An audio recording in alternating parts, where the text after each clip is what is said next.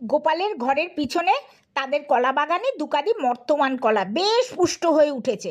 গোপাল ভেবেছিলেন কাঁদি দুটোর কলা আরও পুষ্ট হলে বেশি দামে তা বিক্রি করবেন, কিন্তু চোরের উপদ্রব কম ছিল না, তাই কলার কাঁদির উপর গোপালকে নজর রাখতে হচ্ছিল। এক রাতে গোপাল বাগানে সবে ঢুকেছেন, শুনতে পেলেন শুকনো পাতার খসখস শব্দ। আবছা আঁধারে গোপাল কলা গাছের গোড়ায় গিয়ে দেখলেন কাটা এক কাঁদি কলা পড়ে আছে। গোপালের আর বুঝতে বাকি রইল না, চোরটা নিশ্চয়ই এই কলার কাঁদিটা কেটে রেখে অন্য কাঁদিটা কাটতে গেছে।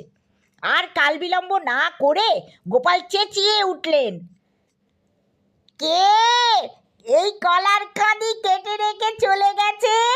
আমার উপকার করলো কে? কে এমন উপকারী লোক, তাকে দেখতে চাই।